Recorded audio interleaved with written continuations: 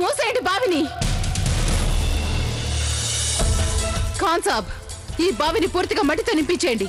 ఇక్కడ ఒక సూచిక కూడా పెట్టించండి. దాని మీద మొఘలై షెహన్షాకి ద్రోహం చేసిన బెనజీర్ని పాతిపెట్టిన చోటు అని రాయించండి. దీనికి దూరంగా బాటసార్ల కోసం కొత్త బావిని తవ్వించండి. నీ వల్లే జోధా బేగంకి ఈ స్థితి వచ్చింది. నిజం చెప్పు, లేదంటే నీ తల నరికేస్తాం. అవును అవును, నా మీద కూడా విష ప్రభావం చూపించింది. కానీ ఆ బెనజీర్ సమయం మించిపోకుండా విరుగుడు ఔషధం ఇచ్చింది. ఆ విషయానికి విరుగుడు ఎక్కడుంది? బెనజీర్ గదిలో ఉంది, పెట్టెలో ఉంది. అది చూడడానికి ముత్యంలా ఉన్న దాంట్లోనే విషం విరుగుడు ఔషధం ఉంది. తనని పదే పదే బాధ పెడుతూ పిచ్చిగా ప్రవర్తించారు. చివరికి మిగిలిందేమిటి? సామ్రాజ్యమే ఒక ప్రశ్నార్థకంగా మారిపోయింది. ఈ విషయానికి చికిత్స ఇక్కడ చేయడం సాధ్యం కాదు. ఈవిడ్ని గనక వెంటనే రాజవైద్యశాలకు తీసుకెళ్లకపోతే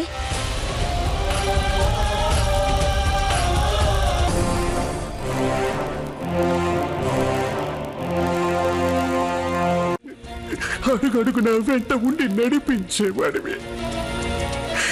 నీ శక్తిని చూపించు, లేదంటే తను లేకుండా నేను బ్రతకలేను కూడా.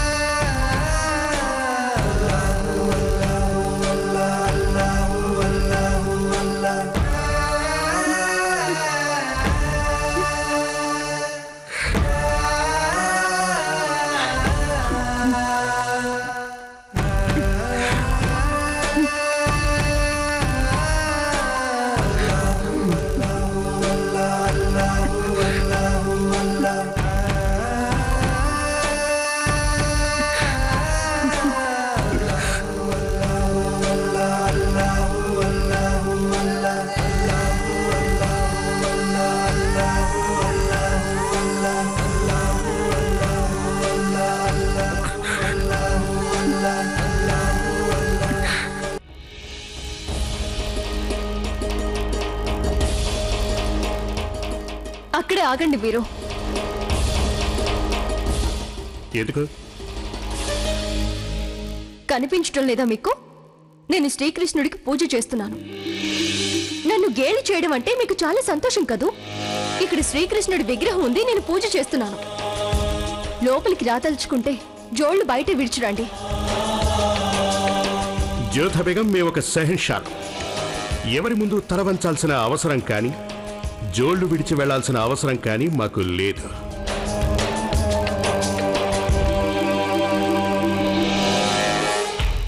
సరే కానీ మాకు సంగతి చెప్పండి జోధా బేగం. ఇలా మీరు ఎప్పుడూ కన్నయ్యకి పూజలు చేస్తూ ఉంటారు కదా, అసలు ఆయన్ని మీరు ఏం కోరుకుంటారు? ఏ, మీరు ప్రతిరోజు 5 సార్లు నమాజు పఠిస్తుంటారు. అలా పఠించినప్పుడల్లా దేవుడిని ఏదో ఒకటి కోరుతూ ఉంటారా? ఆ దేవుడు మీకు అన్ని ఇచ్చినందుకు ఎప్పుడైనా మీరు దేవుడికి ధన్యవాదాలు చెప్పుకున్నారా? ఇలా ప్రశ్న మీద ప్రశ్న అడిగే మీ అలవాటు ఉందే, దానికి మేము ఎంతలా చిరాకు పడతామో అంతగా దాన్ని ఇష్టపడతాం కూడా. మీరు అడిగిన ప్రశ్నే అలా ఉంది. తప్పుగా ఏం అడిగాం జోధా బేగం? మీరేం కోరుకుంటున్నారో తెలుసుకోవాలని అడిగాం, అంతే. నేను ఆయన్ని ఎల్లప్పుడూ కోరుకునేదేంటంటే మా కుటుంబాన్ని, మా మిత్రులందరినీ, మా అమ్మని, నాన్నగారిని రక్షిస్తూ ఉండమని, వాళ్ళని ఆనందంగా ఉంచమని వేడుకుంటాను.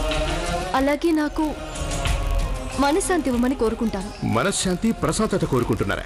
లేక మీరు మమ్మల్ని అపహాస్యం చేస్తున్నారా? లేక మీరు చేసే పూజల్లో ఏదైనా లోటుందా? అందుకే మీ కన్నయ్య మిమ్మల్ని గేలి చేస్తున్నాడా?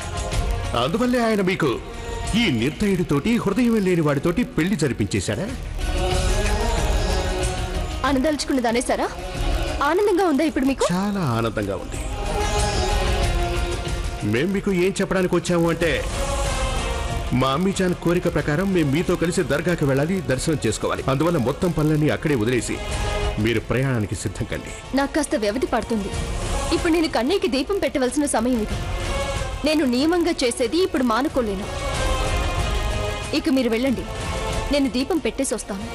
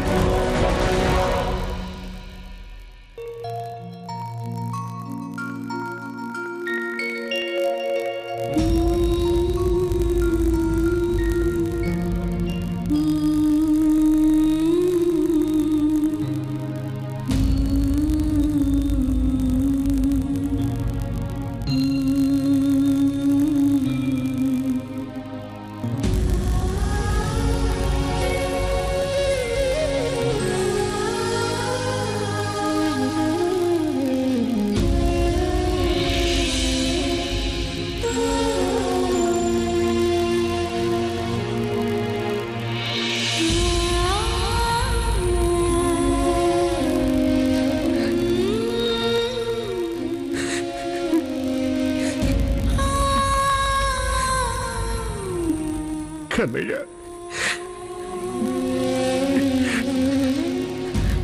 ఇవాళ నేను జ్యోతా బేగం తరపున పూజ చేస్తున్నాను.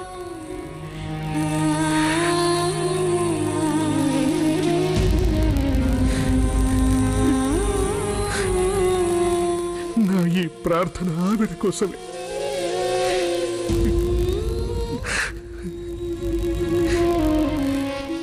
ఆవిడ్ని స్పృహలోకి తీసుకురండి.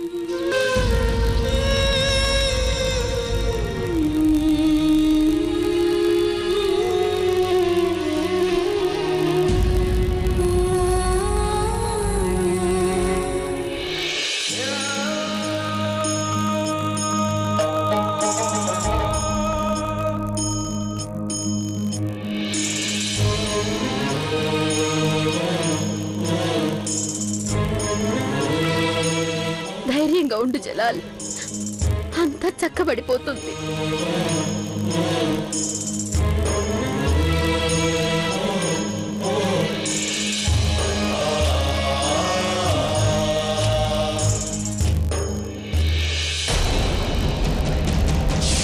జోధా బేగంని విష ప్రభావం నుంచి కాపాడడానికి అనేక ప్రయత్నాలు జరిగాయి. కానీ ఏ ప్రయత్నమూ ఫలించలేదు.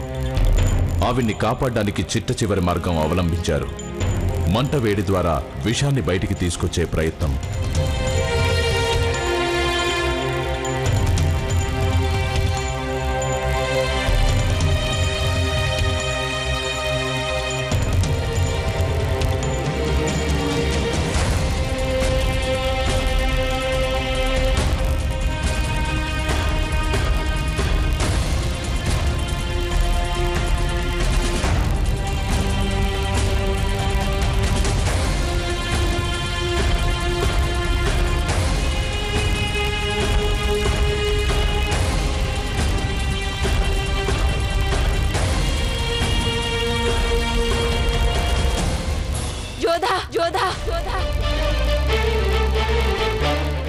మా తల్లి జోధ, మా పిల్ల ఆపదలో ఉంది.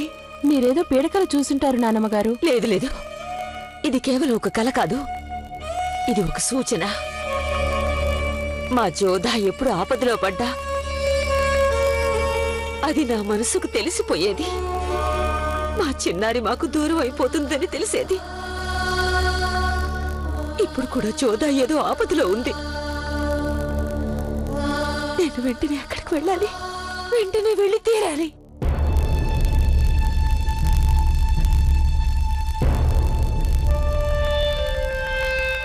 విషం చాలా ఉంది.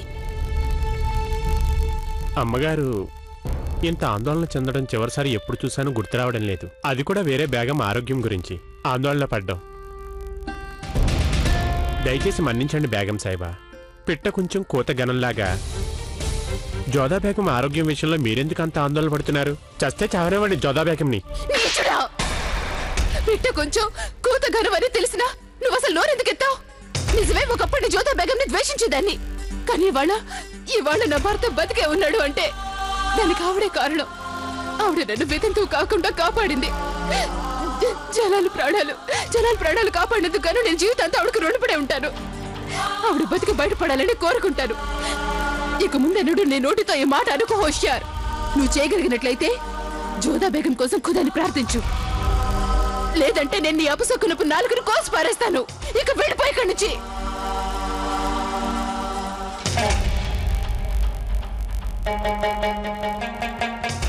యా అల్లా, జోధా బేగంని కాపాడు.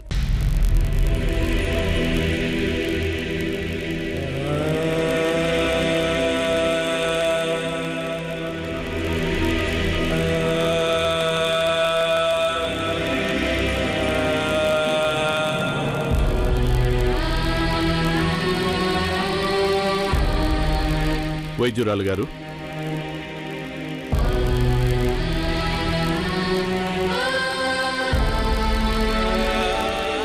జ్యోతా బేగం ఎంతసేపట్లో కోలుకుంటారా? మేం ప్రయత్నమైతే చేస్తున్నాం షహన్షా. ఇంకొంచెం సేపట్లో తెలిసిపోతుంది. ఫలిస్తుందో లేదో తెలుస్తుంది.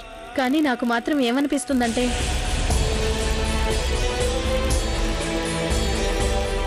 ఏమనిపిస్తోంది?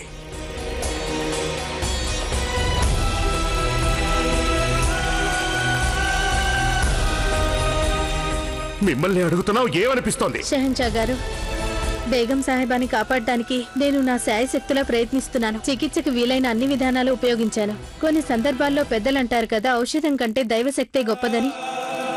ఒకవేళ దేవుణ్ణి ప్రార్థిస్తే ఆయనే బేగం సాహెబాని కాపాడుతాడేమో.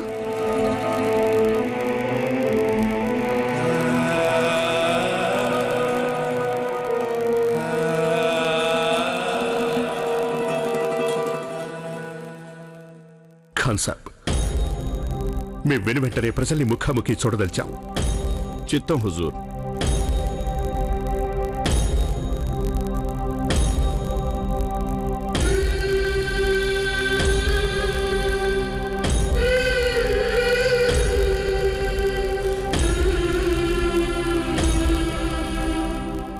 సోదమ్మా, ఓం హ్రీం క్లీం క్లీం ఓం సోదమ్మా. హ్రీం క్లీం.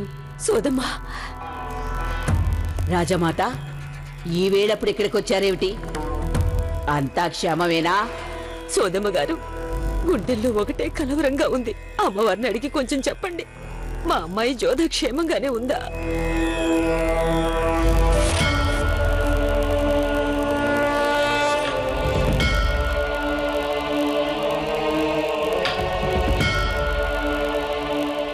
నేటి రాత్రితో సకలం మారిపోతుంది. ఇవాళ రాత్రి ఏదో ఒకటి తప్పక ముగిసిపోతుంది. ఇది చాలా దట్టమైన చీకటి రాత్రి. రాజమాత, ఇవాల్టి రాత్రి జోదాకి చాలా ముఖ్యమైన రాత్రి. తన మొహంలో నవ్వు మాయమైపోతుంది. ఏమనిపిస్తోందంటే ఏదో నశించబోతోంది. ఎవరి జీవితమో నశించబోతోంది. అశుభం, ఘోరమైన అశుభం ఇది. సోదమ్మ గారు, మా జోధాకి ఎలాంటి ప్రమాదం లేదు కదా? ఏదో ముగిసిపోబోతోంది. అది జోదా జీవితమే కావచ్చు, లేక జోతా జీవితం గురించి మీ ఆందోళనే కావచ్చు. ప్రార్థించుకోండి రాజమాత. ప్రార్థనకి అత్యంత శక్తి ఉంది. కాళీమాతాకి జై. తల్లి చిన్నారి జోధ, మీ నాన్నమ్మ నీ దగ్గరికి రాలేని స్థితిలో ఉంది. కానీ నీకోసం ప్రత్యేకమైన ప్రార్థన చేస్తుందమ్మా.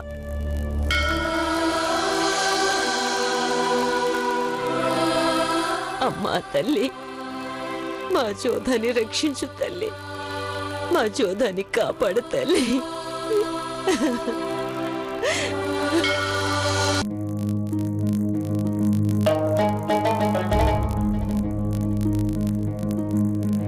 మీ అందరికీ మాపై ఎంత అభిమానం ఉందో మాకు బాగా తెలుసు. మనస్ఫూర్తిగా మా కోసం ప్రార్థనలు చేస్తుంటారు. ఇప్పుడు మీకు మేము చేసే విజ్ఞప్తి ఏమిటంటే, మీరు గనక నిజంగా మమ్మల్ని అభిమానిస్తుంటే మీరంతా దయచేసి జోధా కోసం ప్రార్థనలు చేయండి. ఒకసారి గతంలో మా కోసం ప్రార్థించి మా ప్రాణాలు కాపాడారు. అలాగే ఇవాళ మా జోధా బేగం కోసం ప్రార్థనలు చేసి తనని కాపాడండి.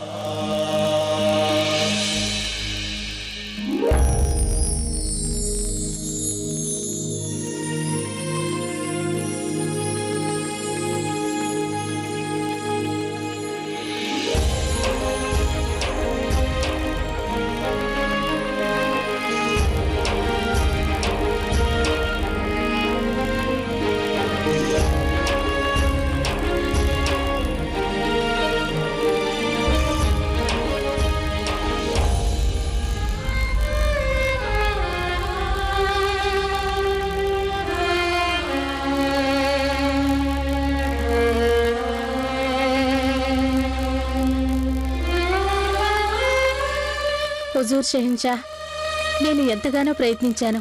ఇన్ని ప్రయత్నాల ఫలితంగా జోధా బేగం బతికి బయటపడాలి. కానీ ఇప్పుడు ఆవిడకి అసలు జీవించాలనే ఆసక్తే ఉన్నట్టు లేదు.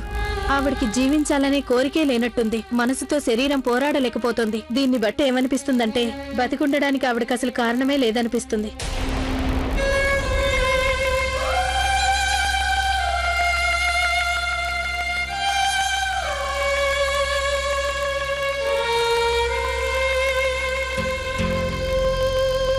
అందరూ వెళ్ళండి.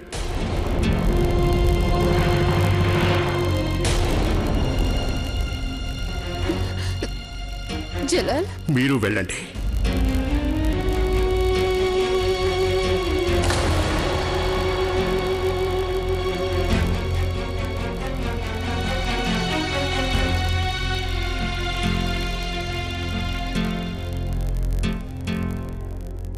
కళ్ళు తెరవండి జోధా బేగం. కళ్ళు తెరవమని మీకే చెప్తున్నాం జోధా బేగం. మమ్మల్ని వదిలేసి వెళ్ళిపోకండి జోధా.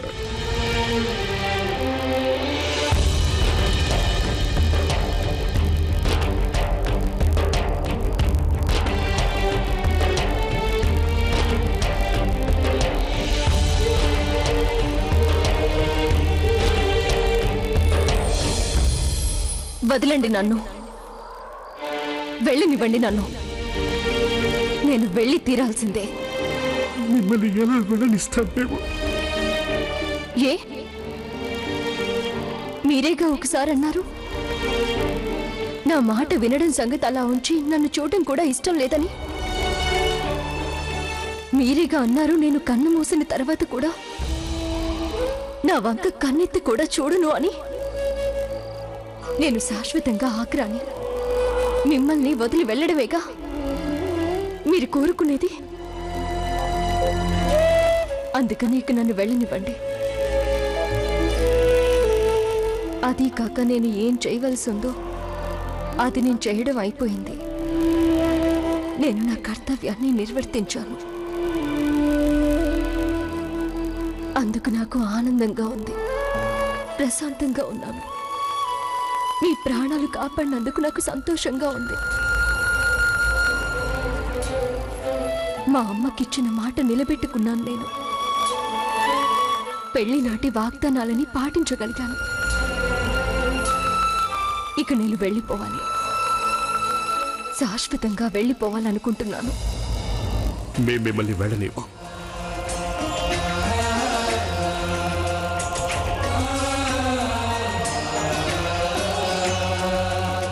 మీరెప్పుడు పంతం పడుతూ వచ్చారు. మేం ప్రతిసారి మీ పంతం ముందు తల వంచుకున్నాం. కానీ ఈసారి మాత్రం మేం మీ పంతాన్ని అస్సలు నెగ్గనివ్వం జోధా. మేము ఒప్పుకుంటున్నాం జోధా. మేము మిమ్మల్ని చూడదలుచుకోలేదని, అసలు మీ మాట వినదలుచుకోలేదని. ఆ మాట నిజమే. కానీ జోధా బేగం, మేము ఎప్పుడు కళ్ళు మూసుకున్నా మీ మొహమే మాకు కనిపించేది. ఇది మాత్రం నిజం జోధా. మేము అనుక్షణం మీ మాటే వినాలని తప్పించిపోయేవాళ్ళం. నిజం చెప్పాలంటే జోధా బేగం, మేము ఏం చేసినా మిమ్మల్ని ద్వేషిస్తూనే వచ్చాం. కానీ ఒక్కటి మాత్రం నిజం, అల్లా మీద ఒట్టేసి చెప్తున్నాం, మేము నిజానికి మిమ్మల్ని చాలా ఎక్కువగా ప్రేమిస్తున్నాం.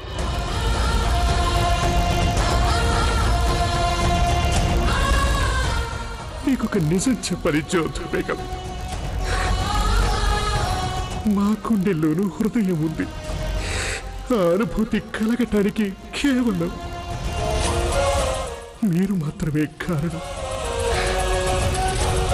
మీరు మా గుండెల్లో హృదయాన్ని మేల్కొల్పారు జోధా బేగం. ఇప్పుడు ఈ హృదయాన్ని ముక్కలు చేసి వెళ్ళటానికి మేము ఎంత మాత్రం ఒప్పుకోము జోధా బేగం. మీరు కనుక వెళ్ళిపోతే మేము కూడా మీతోటే. ఈరోజు ప్రశ్న: జోధా తల్లి పేరేంటి? ఏ రాణి మైనావతి, బి రాణి లీలావతి. సరైన సమాధానాన్ని జట్టి జేఏ అని టైప్ చేసి స్పేస్ ఇచ్చి ఏ లేదా బి అని టైప్ చేసి 57575కి ఈరోజే SMS చేయండి. SMS కాంటెస్ట్ లో పాల్గొనండి.